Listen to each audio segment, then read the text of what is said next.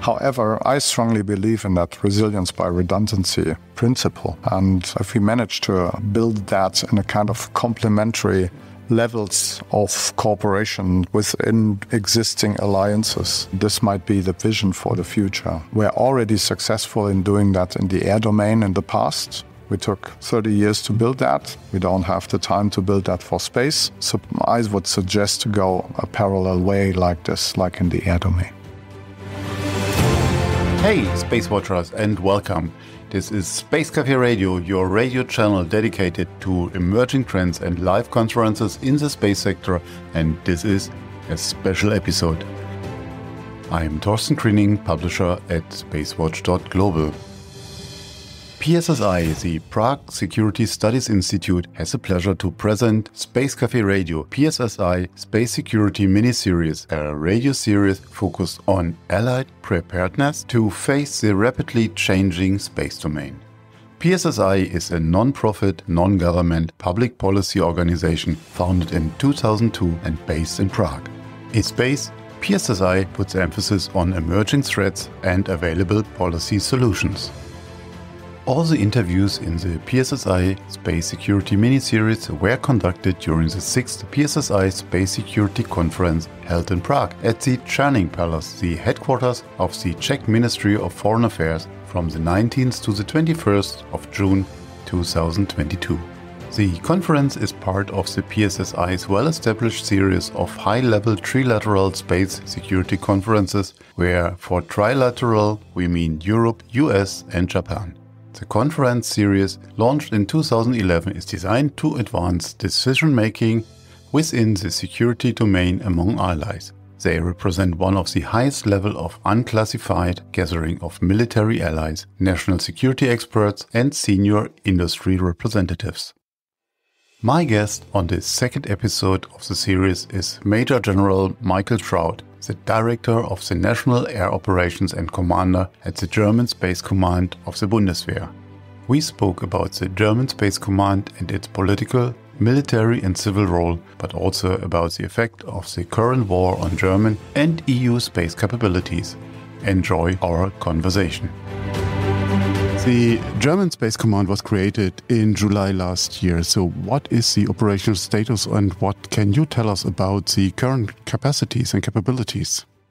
Yeah, that's right. Our Space Command was established and inaugurated by our Minister of Defense last year in July. Fortunately, we didn't start from right zero because the Space Command is the next step of development on top of our Space Situational Awareness Center, which we used to operate for more than 10 years already. The Space Situational Awareness Center is run in a cooperation with the German Civilian Space Center, the DLR, and they're our spaceflight agency. And this is the baseline of our capacities right now.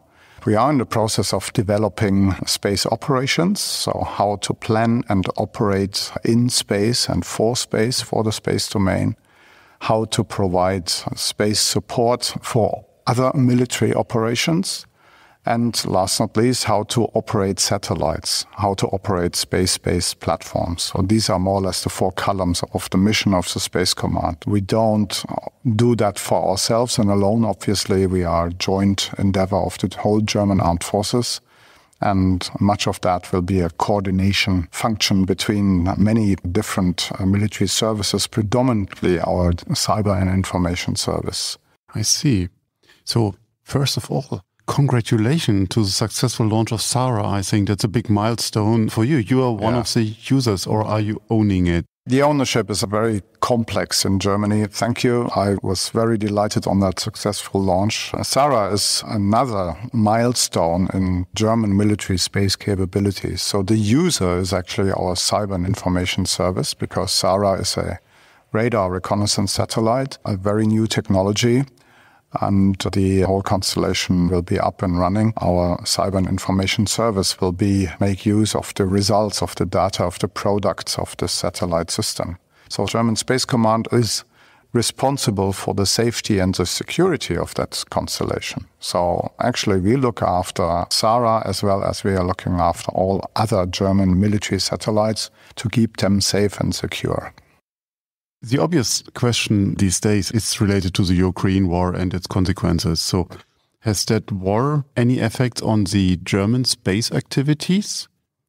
First of all, we found that in conjunction or in relation with that war in the Ukraine, something happened with a certain internet provider. You can read it in the newspapers or in the respective internet fora. This KA-SAT system operated by an American company was disturbed. And this had an impact not only on internet users, satellite internet users in the Ukraine, but on about some thousands of wind turbine power plants in Germany and throughout Europe. And interestingly, this shows very clearly that the space domain is not only about flying satellites and operating satellites. You need to take control of the whole products. So space-based or space internet was the product of that system, of that satellite. And as we found out, that not the satellite itself was jammed or disturbed, but the modems on the ground were loaded with a kind of dysfunctional software.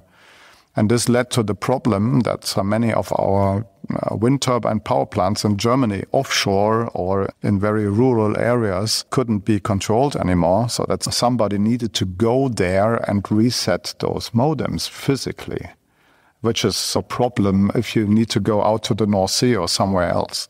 So this only depicts that the war, the campaign in the Ukraine has had an impact on us, and not only military-wise, but on space-based services in relation to Germany as well. And we closely monitor, of course, those activities. And secondly, of course, there are many lines of trying to support Ukraine in that, besides the obvious lines, delivering equipment, delivering arms and ammunitions. I think that delivering and supporting the Ukraine by information, it's a very crucial thing. Having good and dominant information helps to prevail in battle. And space has obviously a role in that, in providing some good information, for instance, satellite imagery, for instance, some data on communications and all that stuff. So many people participate in those actions to support Ukraine.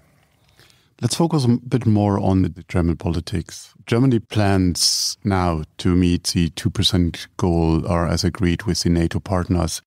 Will space be counted in, such as you mentioned the capacities and the satellites you fly, or Salupe, Sara, Satcom BW, are these part of this 2%? It's, as always, again, it's complex in Germany. We do have a special budget now agreed by our parliament and our government of 100 billion euros. That's number one, and the 2% of GDP question is still in discussion at our political level. So it's, for me, too early to expand on that.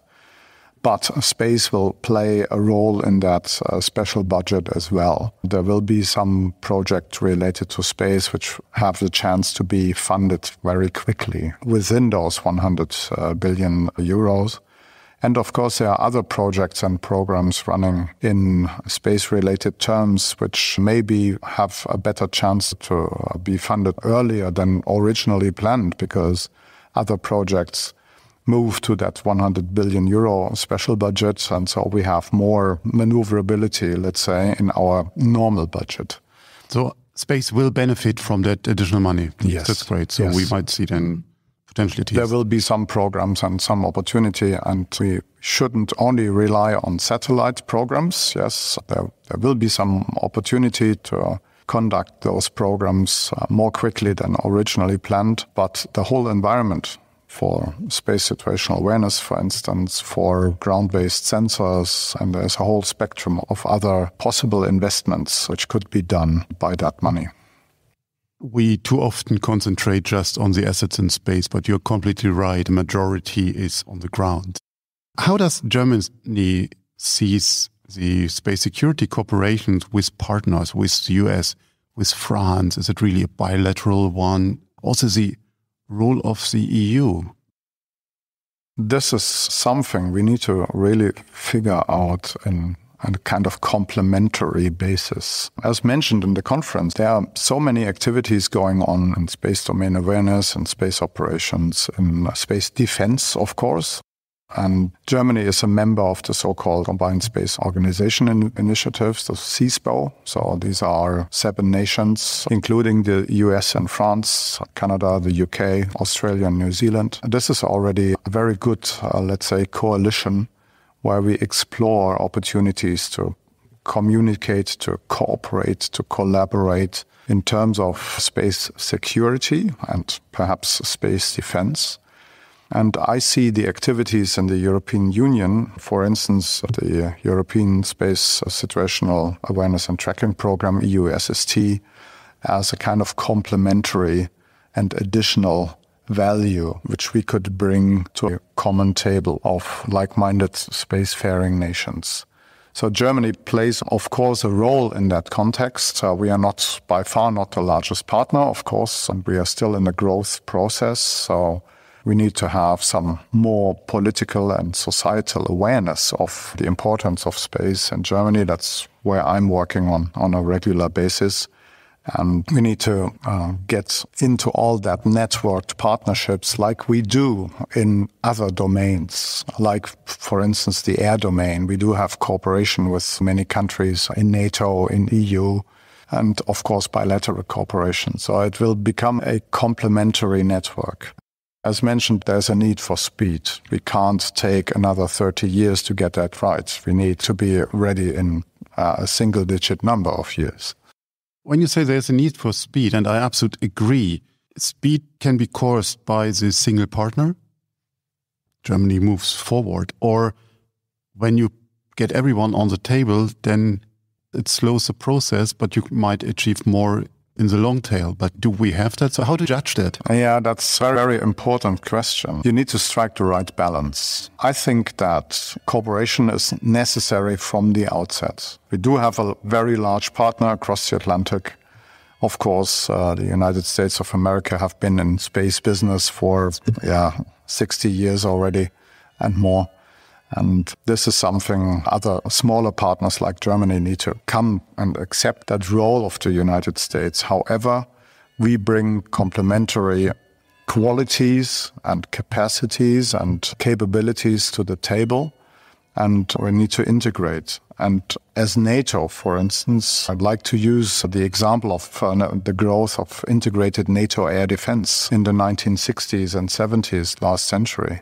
And now we do have a NATO integrated air and missile defense, which has common procedures, which has a network of operation centers, which has interoperability, automatic data exchange of classified data and all that. So that's established. But it took us very long to get there. And it started with a small number of nations who had the biggest necessity to cooperate. At that time, it was the biggest threat, actually. And now it's, of course, a threat and a necessity to tackle the space domain.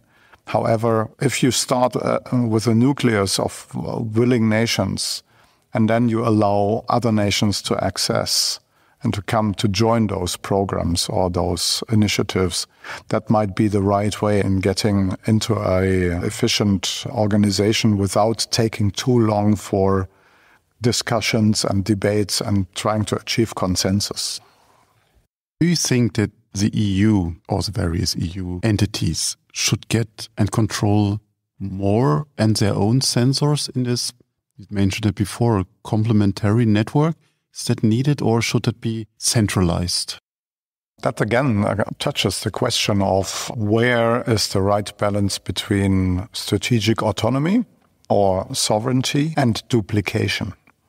And there's not a black and white, there's not a yes or no. There should be some capacities and capabilities at EU level, of course. And if we look at the European Union, is that something the EU owns by itself, or is it something EU member states own and provide it to the EU as a contribution to a common good? I would prefer the latter. And then we need to look after what capacities do we actually really need. This morning, we had a big discussion on commercial space situational awareness. And I ask a question about liability, reliability, and where is exactly that balance between you need as a sovereign military, as I am, being a pessimist always. Of course, I will rely on commercial SSA data, for instance, or data provided by anybody.